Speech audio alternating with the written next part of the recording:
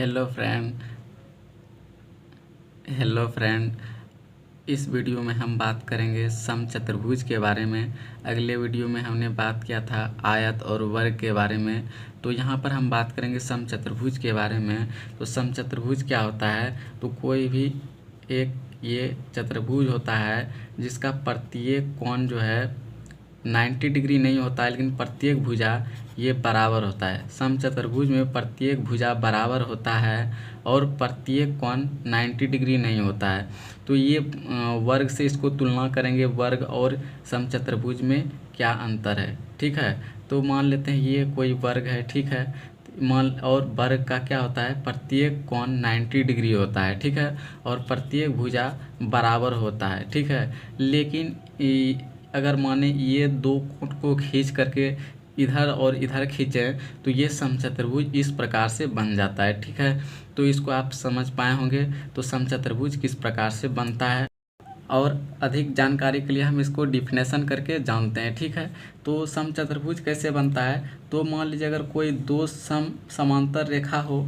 ठीक है, तो दो कोई समांतर रेखा हो और जितना इसके बीच की दूरी हो, अगर उतना ही दूर से हम उतना ही दूरी का दो और समांतर रेखा कोई खींच लेते हैं और कितनों ही डिग्री पर, ये मान लीजिए x डिग्री पे है, तो ये x डिग्री पर रेखा है, इसको हम लिए और उतना ही दूरी लिए इसके बीच की दूरी ये मान लेते हैं a है, इसके बीच की दूरी a है। तो ये जो है उतना ही डिग्री पे, अगर यहाँ इतना जितना डिग्री पर इस रेखा को हम खींचें उतना ही डिग्री पर इस रेखा को खींचें तो ये भी x डिग्री का कोण बनाते हुए इस तरह से खिंचाएगा। तो ये इस तरह से क्या हो जाएगा? प्रत्येक भुजा बराबर हो जाएगा, क्योंकि इसके बीच की दूरी उतना ही लिए हैं जितना इसके बीच की दूरी है। ठीक है, तो ये प्रत्येक भुजा क्या हो जाएगा? ए और ये ए और ये ए, इस तरह से क्या बन जाएगा? ये समचतुर्भुज बन जाएगा।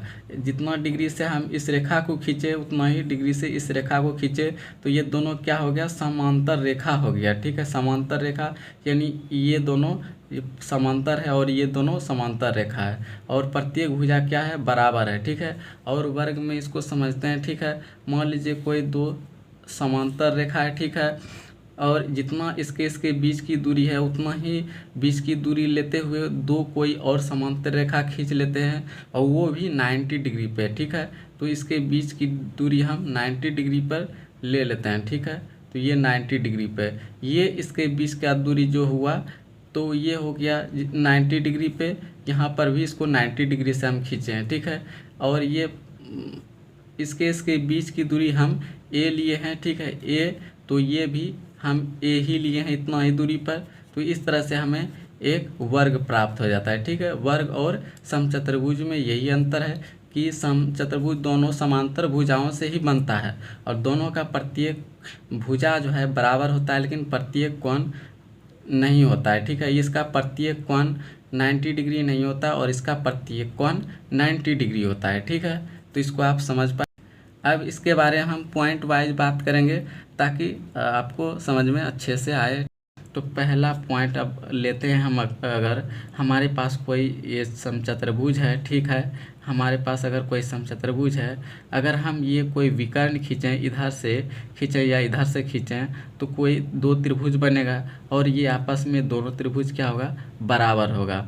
अगर हम पॉइंट सेकंड की बात करें, हमारे पास कोई समचतुर्भुज है। ठीक है, जिसका प्रत्येक कोण बराबर है, प्रत्येक भुजा बराबर है। ठीक है, तो ये जो है दो विकर्णों को अगर हम खींचें तो ये चार त्रिभुज बनता है। ये आपस में क्या होगा? बराबर होगा। ये त्रिभुज सभी आपस में बराबर होंगे। अगर हम पॉइंट आगे की बात करें तो ये अगर हमारे पास कोई समचतुर्भुज है। ठीक है, हमारे पास कोई समचतुर्भुज है, तो अगर हम ये दो विकर्ण खींचते हैं तो ये दोनों विकर्ण क्या होता है? आपस में बराबर नहीं होता है। इसका नाम दे देते हैं हम ए बी सी डी। तो इसमें क्या होगा? ए सी ये विकर्ण इसके बराबर नहीं होगा। किसके बराबर नहीं होगा? तो बी डी के बराबर नहीं होगा। तो A C does not equal to B D. ठीक, अगर हम आगे पॉइंट की बात करें तो अगर हमारे पास कोई समचतुर्भुज हो, ठीक है, कोई हमारे पास समचतुर्भुज हो और उसके दोनों विकर्ण को हम खींचते हैं तो ये दोनों विकर्णों के कटान बिंदु के बीच ये 90 डिग्री का कोण बनता है। ये 90 डिग्री का कोण बनता है, ठीक है। ये प्रत्येक कोण 90 डिग्री होगा, चूँकि प्रत्येक ये कोण ये सम्मुख कोण है तो ये प्रत्येक कोण आपस में बराबर है, यानी सम्मुख कोण किसको कहते हैं, तो ये इसका सम्मुख कोण, ये और इसका ये सम्मुख कोण हो जाएगा, इसका सम्मुख कोण कौन हो जाएगा, ये दोनों सम्मुख कोण, तो ये सभी बराबर कोण है, ठीक है। तो प्रत्येक कोण 90 डिग्री, तो ये क्या हो जाएगा, कर्ण हो जाएगा। चूँकि हम जानते हैं कोई भी त्रिभुज है, मान लीजिए समकोण त्रिभुज है, तो अगर ये 90 डिग्री है, ठीक है, तो इसका सामने वाला ये भुजा क्या हो जाता है, कर्ण हो जाता है, ठीक है। उसी तरह से इसमें ये कर्ण का काम करेगा और ये 90 डिग्री का प्रत्येक इसके बीच भी 90 डिग्री कोण बनेगा, ठीक। अब हम आगे पॉइंट की अगर बात करें तो मान लेते हैं हमारे पास कोई समचतुर्भुज है, ठीक है, कोई समचतुर्भुज है और अगर हम इसको एक दूसरे को कटाएं, इस तरह से विकर्ण खींचें तो ये तो 90 डिग्री हो जाता है और ये कर्ण हो जाता है। और ये दोनों कोण क्या होता है, तो ये कोण जितना होगा उतना ही ये कोण होगा, यानी कि ये कोण बराबर होगा और जितना यहाँ कोण बनेगा उतना ही यहाँ पर भी कोण बनेगा, जितना यहाँ पर कोण बनेगा उतना ही यहाँ पर कोण बनेगा और जितना यहाँ कोण बनेगा उतना ही यहाँ पे कोण बनेगा। और ये जितना मान लीजिए ये 90 डिग्री है तो ये कितना बनता होगा, 30 60 या 60 ये हो जाए, ये 30 हो जाए या 30 तो 60, तो मान लीजिए ये 30 हो जाएगा तो ये 60 हो जाएगा। इसी का हम फिगर आगे बना देते हैं।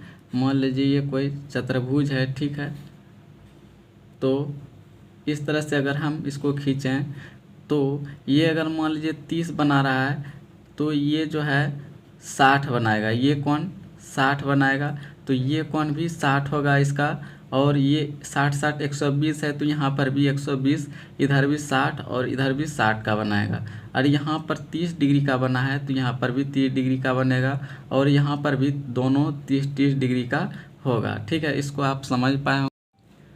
अगर मान लीजिए हमारे पास कोई और समचतुर्भुज है, ठीक, मान लीजिए हमारे पास कोई समचतुर्भुज है, ठीक है, कोई समचतुर्भुज है, अगर हम इसका दो विकर्ण एक दूसरे पर प्रतिच्छेद करें तो ये दोनों क्या होगा, तो ये दोनों आपस में बराबर होगा, ठीक है, ये दोनों आपस में बराबर होगा, ये जो होगा आपस में बराबर होगा।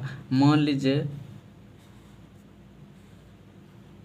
लीजिए अगर ये हमारे पास ये टोटल हमारे पास 20 है, टोटल नाम धर देते हैं हम ABCD, तो मान लीजिए ये BD बराबर 20 है, तो ये क्या हो जाएगा, तो यहाँ से यहाँ तक की दूरी BO बराबर क्या हो जाएगा, BO बराबर ये 10 हो जाएगा, ये 10, यहाँ पर भी 10। अगर मान लीजिए ये टोटल 10 है तो ये कितना हो जाएगा, 5, ये 5 हो जाएगा। अब हम बात करते हैं समचतुर्भुज के क्षेत्रफल के बारे में, ठीक है। मान लीजिए हमारे पास कोई ये समचतुर्भुज है, ठीक है, ये समचतुर्भुज है और इसका हम नाम दे लेते हैं, ठीक है, ABC और D, ठीक है, और इसका दो विकर्ण है, ठीक है, ये दो विकर्ण है, ठीक है, और ये O बिंदु पर प्रतिच्छेद करता है, ठीक है। आप जानते हैं इसका प्रत्येक कोण 90 डिग्री होता है, ठीक है, हम इसके बारे में आगे बात किए, ठीक है, प्रत्येक कोण 90 डिग्री होता है, ये भी कोण, ठीक है, प्रत्येक कोण इसका ये बीच वाला 90 डिग्री होता है, ठीक है। अब इसमें हम अगर बात करें क्षेत्रफल के बारे में, ठीक है, तो इसमें दो त्रिभुज आपको दिखाई पड़ रहा होगा, ठीक है। तो अगर हम इसका क्षेत्रफल के बारे में बात करें, इस चतुर्भुज का क्षेत्रफल के बारे में, तो यहाँ पर दो त्रिभुज दिख रहा है, ठीक है, यानी ABCD ये त्रिभुज दिख रहा है और ये त्रिभुज दिख रहा है, यानी BD और ये C, ठीक है। तो अगर इन दोनों का त्रिभुज का क्षेत्रफल निकाल करके हम जोड़ दें तो ये चतुर्भुज का क्षेत्रफल हमें प्राप्त हो जाएगा, ठीक। तो आप इसको ध्यान से देखें तो ये A और ये यानी कि ABC यानी ए बी डी, इसको अगर हम मिलाएं, ठीक है, तो यहाँ पर एक त्रिभुज बन जाता है जिसका ऊंचाई ये हो जाता है, ठीक है, ये हो जाता है विकर्ण का हाफ, यानी कि ए ओ ऊंचाई हो जाएगा, ठीक है। उसी तरह से यहाँ पर भी एक त्रिभुज बन रहा है, यहाँ पर भी बी सी और ये बी डी सी, ये एक त्रिभुज बन रहा है। अगर दोनों त्रिभुज को हम जोड़ दें क्षेत्रफल निकाल करके, तो ये चतुर्भुज का क्षेत्रफल हमें प्राप्त हो जाए। अगर जोड़ें तो त्रिभुज ए बी सी का क्षेत्रफल प्लस त्रिभुज बी सी डी का क्षेत्रफल, ठीक है, इन दोनों को हम जोड़ दें तो निकल जाएगा, ठीक है। तो क्या हो जाएगा, त्रिभुज का क्षेत्रफल 1/2, ठीक है, 1/2, और आधार इसका क्या हो जाएगा, तो ये बी डी हो जाएगा। तो त्रिभुज ए बी सी डी का बी डी आधार हो जाएगा। चूँकि यहाँ पर आप देख पा रहे होंगे कि यहाँ पे जो है इस तरह से त्रिभुज है बी डी, ठीक है, यहाँ पे बी डी बना हुआ है और यहाँ पे लंब डाला हुआ है, ठीक है, यहाँ पे 90 डिग्री बना हुआ है। तो आधार का काम कौन कर रहा है, तो बी डी कर रहा है। और ऊंचाई क्या है, तो ये ओ यहाँ पर नाम हमने दिया है ओ, तो यहाँ पर ए ओ क्या हो जाएगा, यही ऊंचाई हो जाएगा, ठीक है। तो यहाँ पर क्या हो जाएगा, बी डी गुना ए ओ, ठीक है। और प्लस हम क्या करेंगे, तो इस त्रिभुज का क्षेत्रफल क्या हो जाएगा, तो इसका भी आधार यही हो जाएगा। चूँकि ये लंब का तो 90 डिग्री कौन कहाँ बनता है, तो किस बेस पे है, तो ये भी यहाँ से यहाँ जो गया है इसका भी बेस यही है 90 डिग्री, ठीक है, यहाँ से आप देख पा रहे होंगे, ठीक है। तो हम कह सकते हैं ऊंचाई क्या हो जाएगा, ओ सी इसका ऊंचाई हो जाएगा, आधार क्या हो जाएगा इसका, बी डी हो जाएगा, ठीक है। तो हम कह सकते हैं 1/2 और आधार बी डी और गुना ऊंचाई क्या हो जाएगा, तो इसका ओ सी ऊंचाई हो जाएगा, ठीक है। तो अब इसको हम देखते हैं तो क्या हो जाएगा, तो 1/2 और ये बी डी दोनों में देखते हैं कॉमन क्या है, ठीक है। तो 1/2 बी डी और 1/2 बी डी ये कॉमन है, तो कॉमन ले लेते हैं, ठीक है। बी डी इंटू ए ओ, यहाँ से ए ओ और प्लस क्या बच गया मेरे पास, ओ सी, ठीक है, ओ सी, ठीक है, यहाँ पर ये निकल गया। तो अगर हम इसको आगे कैलकुलेट करें तो क्या हो जाएगा, ये हाफ बी डी, तो इसको अगर हम ध्यान से देखें ए ओ यानी ए ओ और ये ओ सी यानी ओ सी, तो इसको हम क्या लिख सकते हैं, ए सी लिख सकते हैं। यहाँ से यहाँ तक की दूरी, यहाँ से यहाँ तक की दूरी दो टर्न में टूटा हुआ है, यानी ए ओ और ओ सी, तो हम इसको लिख सकते हैं ए सी। तो इसको हम क्या लिख सकते हैं अंदर में, ब्रैकेट के अंदर में, तो ये लिख सकते हैं ओ ए सी, ठीक है। तो ए सी लिख सकते हैं, ये ब्रैकेट के अंदर में हम ये ए सी लिख सकते हैं इस तरह से। तो इस तरह से हम कह सकते हैं कि चतुर्भुज का क्षेत्रफल यानी समचतुर्भुज का क्षेत्रफल, यानी ये समचतुर्भुज का क्षेत्रफल जिसका प्रत्येक भुजा बराबर हो, तो इसका क्षेत्रफल क्या हो जाएगा, तो ये हाफ और ये दोनों विकर्णों का गुणनफल, इसके दोनों विकर्णों का गुणनफल यानी बी डी और गुना ए सी, ठीक है। तो ये हमने इसको प्रूव्ड करके आपको दिखाया, तो इसको आप बिल्कुल समझ पाए होंगे कि किस तरह से समचतुर्भुज का क्षेत्रफल हाफ दोनों विकर्णों का गुणनफल के बराबर होता है, ठीक है। तो हम अब आगे बढ़ते हैं, ठीक है। समांतर चतुर्भुज का क्षेत्रफल आधार गुना ऊंचाई भी होता है, तो वो कैसे होता है उसको भी हम देखते हैं, ठीक है। तो मान लीजिए कोई समचतुर्भुज है, ये समांतर रेखा से खिंचा हुआ रहता है, ठीक है, समांतर रेखा पे ये समचतुर्भुज है, ठीक है। तो इसका क्षेत्रफल मान लीजिए इसका ये ऊंचाई दिया रहे, ठीक है, इस तरह से कोई समचतुर्भुज है और प्रत्येक भुजा ये दिया रहे, ठीक है। तो इसका क्षेत्रफल आधार गुना ऊंचाई भी होता है, ठीक है। मान लीजिए ये एच हमारे पास दिया है, ठीक है, ये एच दिया हुआ है और ये 90 डिग्री पे जब भी एच का मान होता है 90 डिग्री पे, ठीक है। तो मान लीजिए ये हमारे पास ऊंचाई दिया हुआ है और प्रत्येक भुजा दिया हुआ है, तो इसका क्षेत्रफल आधार गुना ऊंचाई होगा। तो आधार गुना ऊंचाई कैसे होगा, तो इसको ध्यान से देखें तो ये दोनों रेखा जो है समांतर रहता है और ये भी रेखा समांतर रेखा है, ठीक है। ये भी रेखा क्या है, समांतर है, ठीक है। अगर यहाँ पे हम लंब गिराएं, ठीक है, ये लंब है, ठीक है, तो ये एक प्रकार का त्रिभुज है। अगर यही लंब इधर भी हम गिरा दें तो ठीक है, यहाँ पर ये 90 डिग्री और यहाँ पर भी 90 डिग्री, ठीक है। तो ये क्या होगा कि जो है ये त्रिभुज और ये त्रिभुज बराबर होगा, क्योंकि ये जितना तिरछा यहाँ पे है उतना ही यहाँ पर ये भुजा है, ठीक है। एक भुजा जितना बड़ा इसके लिए है उतना बड़ा इसके लिए भी है, और जितना बड़ा आधार इधर हम यहाँ पे यहाँ तक की दूरी है उतना ही दूरी यहाँ तक की दूरी है, ठीक है। इस तरह से ये त्रिभुज और जितना इसका हाइट है उतना ही हाइट इसका भी है। तो इस तरह से हम कह सकते हैं ये त्रिभुज और ये त्रिभुज दोनों बराबर है।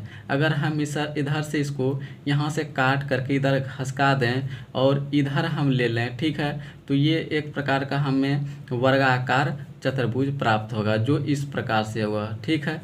यहाँ देख पा रहे होंगे, ठीक है। तो इस प्रकार से हमें, यानी कि जो ऊंचाई इसका ये है, यानी मान लीजिए इसका ऊंचाई ए है और इसका ऊंचाई ए है, और इसका आधार यहाँ से पहले यहाँ से यहाँ तक की दूरी ए था, ठीक है। अभी भी यहाँ से यहाँ तक की दूरी ए ही है, ठीक है। जितना हम यहाँ से यहाँ तक की दूरी था इसको हम काट के हटाए तो यहाँ से यहाँ तक की दूरी उतना ही दूरी को हमने यहाँ जोड़ा, ठीक है। यानी प्रत्येक भुजा अभी भी इसका ए है और ऊंचाई एच यानी ए के बराबर है, ठीक है। इसके बीच की दूरी ए है, ठीक है। तो यही इसकी ऊंचाई भी हो जाएगा। इस तरह से आप देख पा रहे होंगे कि ये जो है वर्गाकार प्राप्त हो चुका है। तो इसका हम क्षेत्रफल कह सकते हैं लंबाई गुना चौड़ाई या आधार गुना ऊंचाई। ये एच हम इसलिए आधार गुना ऊंचाई कर रहे हैं कि ये ऊंचाई अभी भी ऊंचाई का ही काम कर रहा है, ठीक है। तो हम इसको कह सकते हैं कि समचतुर्भुज का क्षेत्रफल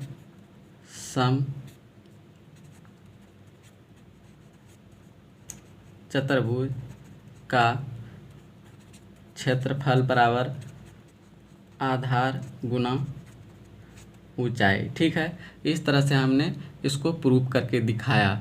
तो यहाँ पर बिल्कुल आसान तरीक़ा से इसको समझ पाए होंगे कि ये कैसे, तो आधार गुना ऊंचाई इसको कर देंगे तो ये वर्ग का क्षेत्रफल निकल जाएगा, ठीक है। तो यहाँ पर वर्गाकार है, ठीक है, इसको ए स्क्वायर भी हम लिख सकते हैं, ठीक है। तो यहाँ पर अगर इसको इसलिए हम समझाएं, अगर कोई चतुर्भुज है, ठीक है, ये चतुर्भुज है समचतुर्भुज, अगर इसका ऊंचाई ये दिया हुआ है ये 5 सेंटीमीटर और ये भुजा हमारे पास मान लीजिए 10 सेंटीमीटर है या 10 मीटर है, ये भी 5 मीटर है, तो इसका क्षेत्रफल क्या हो जाएगा, तो इसका क्षेत्रफल हो जाएगा आधार गुना ऊंचाई, ठीक है, आधार गुना ऊंचाई, ठीक है। तो ये हो जाएगा 5 10, ठीक है। तो आधार कितना है 10 और गुना ऊंचाई कितना है 5, तो ये 50 मीटर स्क्वायर इसका आंसर हो जाएगा। तो इसको आप समझ पाए होंगे। अब हम आगे बढ़ते हैं, ठीक है। समचतुर्भुज का क्षेत्रफल ए स्क्वायर साइन थीटा भी हो सकता है, वो कैसे, तो इसको भी हम देख लेते हैं, ठीक है। मान लीजिए हमारे पास कोई समचतुर्भुज है, ठीक है, ये कोई समचतुर्भुज है और अगर इसको विकर्ण हम एक खींचें तो ये त्रिभुज बराबर होगा, ठीक है। तो अगर इस त्रिभुज की हम बात करें, कोई हमारे पास त्रिभुज है, ठीक है, और इसका 2 भुजा दिया रहे, मान लीजिए ए बी सी, और इसका एक कोण मेरे पास 60 है और ये भुजा ये है और ये भुजा बी है, ठीक है, ये भुजा बी है। तो इस त्रिभुज का क्षेत्रफल क्या हो जाएगा, तो ये हो जाएगा पहला भुजा 1/2 और पहला भुजा गुना दूसरा भुजा और साइन थीटा, ठीक है, साइन थीटा, और ये थीटा का मान क्या है, तो ये एंगल है, ठीक है। तो ये इसके बीच का कोण का मान हो जाएगा, ठीक है। तो इसको आप समझ पाए होंगे। अगर दोनों ये भुजा बराबर है, मान लीजिए कोई त्रिभुज है, ठीक है, कोई भी त्रिभुज है और ये कोण दिया हो और ये भुजा बराबर हो, ठीक है, तो इसका अगर मान लेते हैं यहाँ पे थीटा डिग्री का कोण बना रहा है, तो इस त्रिभुज का क्षेत्रफल क्या हो जाएगा 1/2 ए पहला भुजा गुना दूसरा भुजा ए, यानी दोनों बराबर है, ठीक है, और गुना ये क्या हो जाएगा साइन थीटा, साइन थीटा। ये थीटा डिग्री का मान यही होगा जो यहाँ पे एंगल बनाएगा। इस तरह से आपने देखा कि ये ए स्क्वायर साइन थीटा ये क्षेत्रफल हो जाएगा इस त्रिभुज का। ठीक है, तो इसको आप समझ पाएंगे। कोई भी त्रिभुज हो उसका दो भुजा दिया रहे, उसके बीच का कोण दिया रहे, तो उसका क्षेत्रफल क्या हो जाएगा 1/2 और पहला भुजा न दूसरा भुजा और ये साइन थीटा और ये थीटा का मान इसके बीच का कोण का मान हो जाएगा। ठीक है, तो इस चतुर्भुज के बारे में बात करें तो इसका अगर ये कोण दिया रहे थीटा डिग्री और ये भुजा प्रत्येक भुजा बराबर रहता है तो भुजा दिया रहे तो ये कह सकते हैं इसका क्षेत्रफल क्या हो जाएगा, चतुर्भुज का समचतुर्भुज का क्षेत्रफल बराबर क्या हो जाएगा 1/2 ए गुना ए और साइन थीटा। ठीक है, और ये दो त्रिभुज है इस चतुर्भुज के अंदर तो हम इसको 2 से मल्टीपल कर देंगे। ठीक है, तो इसका क्षेत्रफल क्या हो जाएगा, तो ये 2 कट जाएगा। ठीक है, ये 2 कट जाएगा तो ये ए गुना ए स्क्वायर साइन थीटा हो जाएगा। ठीक है, इसको आप समझ पाए होंगे। तो मान लीजिए अगर ये कोण दिया रहे तो ये और ये विकर्ण, एक विकर्ण और एक भुजा, ये दोनों जरूरी पड़ेगा। अगर ये कोण दिया रहेगा तो ये भुजा और ये भुजा हमको जरूरी पड़ेगा। अगर ये कोण दिया रहे तो ये भुजा और ये भुजा हमको क्षेत्रफल निकालने में ज़रूरी पड़ेगा, उसका ही डबल कर देंगे तो ये चतुर्भुज का क्षेत्रफल प्राप्त हो जाएगा।